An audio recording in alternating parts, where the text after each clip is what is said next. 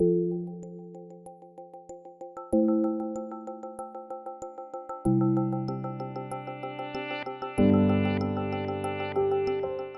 taken care of a patient in the past named Phil Jones, and very typical for patients that we see in chronic pain management. He had had multiple surgeries related to his injury and still had significant pain, partially due to the initial injury and then partially related to the treatment that he had.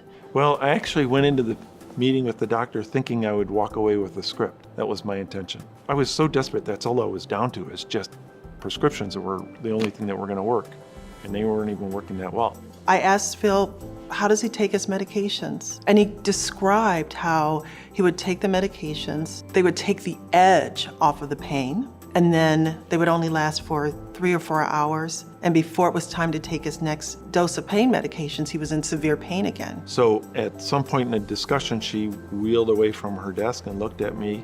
I felt the need to be very frank with him that there was this huge possibility that the medications were actually part of the problem and no longer part of the solution. Your pain pills are causing your pain. And then she went through a very technical description. He's going through withdrawal between doses of medications, that the pain relief is not lasting long enough. He's tolerant to the medication, so it's not as effective. And part of the symptoms of that is it increases the pain, it awakens the pain system. And so people actually have more pain before it's time to take their next dose. Immediately just, I hated her. You don't know me, you're not my body, and you're not right.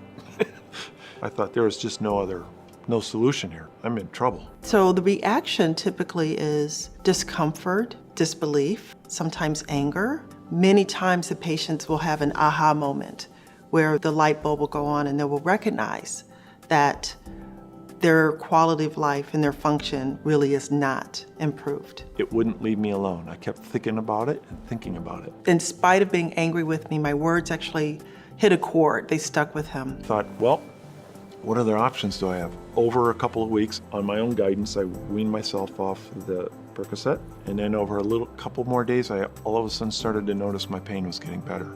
And I went, how could this be? I'm off of all this pain medication and my pain is getting better.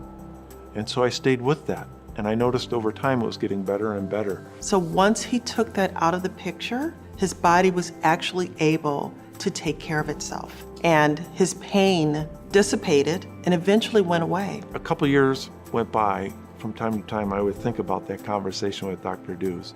And from the day I left her office, let's say about 3 months after that, my life got really good. My life has been great. It's probably been the best years of my life. And so I would think back on that conversation with her and I'd think, she, in all probability, saved my life. Not only saved my life, but put me in a position to have a good life.